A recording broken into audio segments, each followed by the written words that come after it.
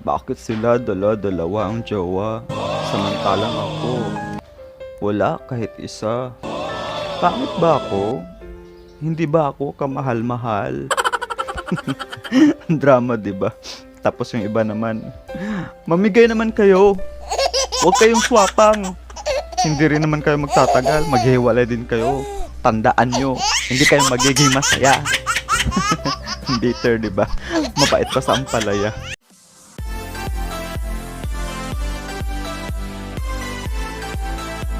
Pag-usapan natin yan ngayon kung paano natin malaman na palihim na insecure ang isang tao. Kasi may mga senyales ng pagiging insecure na madaling mapansin o malaman, ngunit mayroon ding mga hindi halata. Baka nga ikaw mismo or tayo mismo hindi natin alam na isa pala tayo sa pag-uugali. May pag-uugali na insecure din. Kasi lahat naman tayo siguro mayroong kanya-kanyang insecurity. Sa pangkalahatan or in general, inilarawan na ang insecurity ay mga pag-uugali gaya ng hindi mapakali or anxiety, takot, pagkamahiyain, mahina at mababa ang tingin sa sarili. O di ba? Some behaviors that can be seen as confidence but actually it's a sign of insecurity. Ha? Parang ang gulo kung isipin mo, di ba? Can be seen as confidence, pero actually a sign of insecurity. Ha? Paano? Ang gulo, magulo pa sa lukot. So, ganito halimbawa, masyadong mataas ang bilib mo sa iyong sarili at wala kang tigil sa kakadada o pagbubuhat ng sariling bangko o pagyayabang sa kung ano, gaano kaganda o anong buhay meron ka. 'Di ba? Kaysa iba, o 'di ba? Ika nga nila, once you compare yourself with the others, it means that you are insecure. Yan ang sabi sa kasabihan.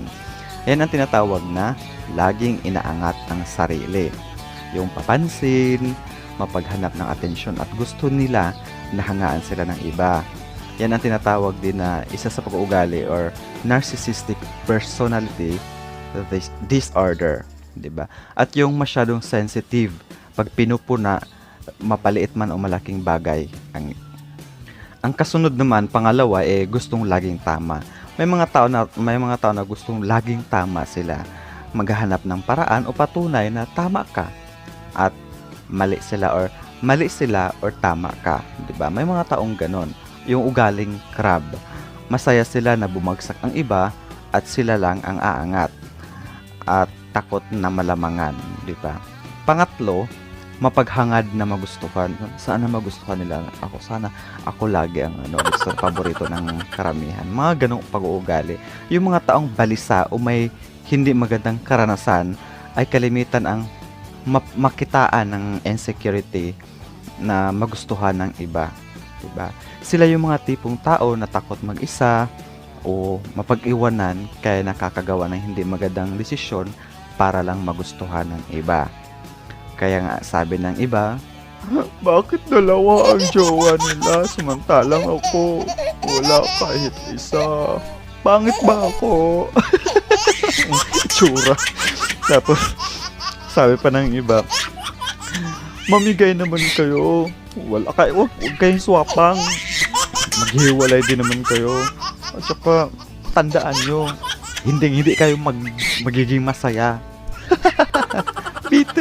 Bitter, mapait pa sa ampalaya. Ang pang-apat naman yung pagyayabang. So, kadalasan sa mga insecure, pinapakita nila na mas lamang sila sa lahat. Pero ang totoo niyan, takot sila na may makakaalam sa kanilang kahinaan at malaman ng lahat, 'di ba? Ginagawa nilang magyabang para pagtakpan ang kanilang mga insecurity sa buhay. Tapos, para maprotektahan ang kanilang ego or pride. Panglima, ayaw ng eye to eye kung makipag-usap. Napapansin nyo, kahit ako, aminin ko sarili ko, minsan may mga times na hindi ko kaya makipag-eye to eye sa isang tao kasi nahihiya ako. Well, sabi nga nila, ang pagkamahiyain or insecurity or insecure is magkakambal yan silang dalawa. Kasi kung hindi ka nahiya, kung hindi ka insecure, hindi ka naman mahiya. Diba? Kasi nga, hinahiya ako, hindi kami magka-level. Tapos, nahiya ako kasi ang pangit-pangit ko. Kaya hindi makatingin ng parang hindi mabalisa, hindi mapalagay. Kasi nga hindi siya panatag na, well, magka-level kami, ba't ako mahihiya, o 'di ba? Parang gano'n. So, hindi niya kaya makipag-eye to eye kung makipag-usap, lalo na kung cry-crush. Mahalaga ang eye contact sa pag-uusap upang malaman mo ang saloobin o sincerity ng isang tao at doon mo rin malaman ang katotohanan, 'di ba? Kasi kung nagsisinungaling ang isang tao, pag tiningnan mo sa mata, doon mo malalaman kung totoo ba talaga ang sinasabi niya o hindi. Kasi ang totoo niyan, ayon sa research, na kaya mong malaman o basahin ang emosyon ng isang tao sa pamamagitan ng mata, gaya ng saya or gaano kasaya o kalungkot ang isang tao. At pati na rin ang estado ng pag-iisip, gaya ng excitement or boredom. Tapos kadalasan sa mga taong insecure ay hindi nila kaya makipag-eye to eye dahil takot silang malaman ang tunay nilang saloobin, o 'di ba? Pang-anim, gumagamit ng mga bagay panakip. Kung napapansin mo, halimbawa, karakter ng pagiging insecure. Yung iba naman sobrang taba, insecure yung bakit ang taba-taba ko, nahiya ko sa kanila kasi sexy sila, o 'di ba? So gumagamit ng bag or jacket, o yung iba yung patalas sa TV na nagtatago sa likod ng salbabida, 'di ba? Yun yung example, ilan lamang sa mga halimbawa. Parte ng katawan na insecure sila ay ginagamitan ng panakip, gaya ng jacket, sombrero. Kung sa mata naman, halimbawa, hindi maganda yung mata nila, nahiya sila, ginagamitan ng shades at bags at kung ano-ano pa.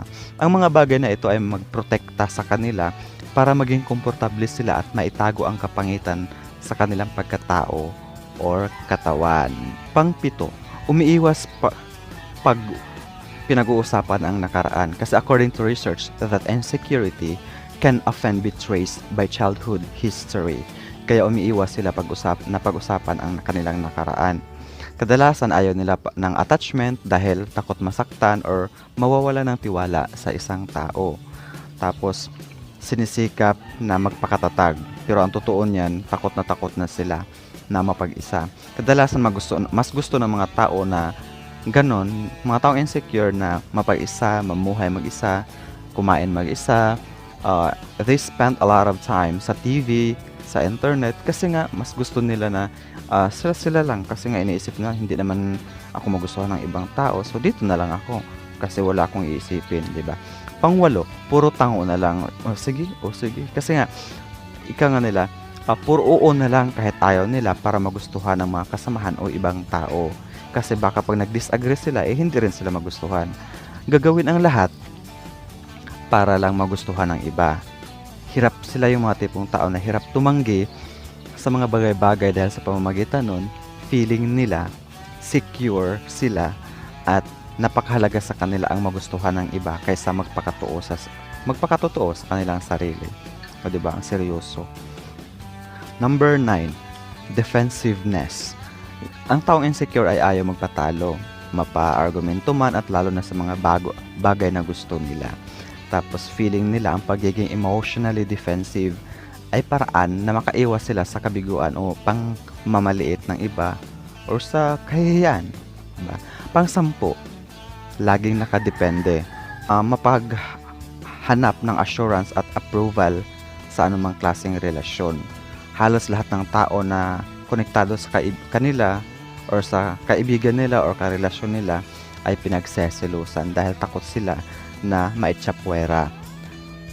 Feeling nila baliwala na pag mas close ka sa iba or close sa iba yung karelasyon nila. Ayon sa pag-aaral na yung mga taong insecure ay sila yung tinatawag na gutom sa kasiguraduhan. Feeling nila na malaking kabawasan sa kanila pag hindi makontrol ang kaibigan o karelasyon nila. Pang-11, masyadong madaldal at minsan naman sobrang tahimik. Yung sa masyadong madaldal, binibigyan ang sarili na maging chance na magiging bida, o 'di ba? Binibida ang sarili or pabida, 'di ba? Gusto laging maganda ang image, kaya puro dada at hindi na marunong makinig. Tapos puro siya na lang. Yung tipong di nila nabibigyan pansin kung oras na para magsalita or oras na para manahimik. Minsan naman sobrang tahimik, yung sobrang mahiyain kasi nga insecure sila, takot magsalita at takot sa reaksyon ng iba. Pang-12, tikom. Yung minsan hindi natin namamalayan napapagano'n tayo. Kasi nga, ah, ayun nga lahat ng tao ay may takot naman talaga at lalo na ang mga insecure. Tinitikom nila ang bibig dahil ang bibig ay ang bintana ng katotohanan. Tapos, covering their mouth is a symbol of hiding the truth or something. Kadalasan, napapatakip ng bibig ang mga taong nagsisinungaling or may tinatagong hindi magandang iniisip. Pinipigilan nila magsalita pag masama ang loob. Ayon sa research na ang paghapuhap, yung paggaganon, ginaganon-ganon ang sarili. Ang paghapuhap o pag-grab sa braso ay senyales ng insecurity. Ganon din sa pagyakap sa sarili. It's a sign of some self-assurance or comfort. Number 13, panay ang iwas. Umiiwas sa mga topic na ikakabuking ng kanilang insecurities. Para safe palagi, gumagawa ng paraan upang maiba o maputol ang usapan. Ang mga insecure na tao ay hindi raw masyadong interesado sa iba. Yun ang sabi sa research. Tapos, minamanipula ang usapan. Tapos, kasi nga, low self-esteem is a common cause of insecurities. At nakakabahala ito pag di mo maintindihan. Naghahanap ng masisisi upang makaiwas sa problema. We have to try to see or discover the positive traits that we have possessed imbes na mag-focus sa ating kahinaan. 'Di ba? Maging positibo lang sa buhay or good vibes lang palagi. Hindi natin maiwasan na may mga insecurities tayo pero huwag nating sakyan iyon.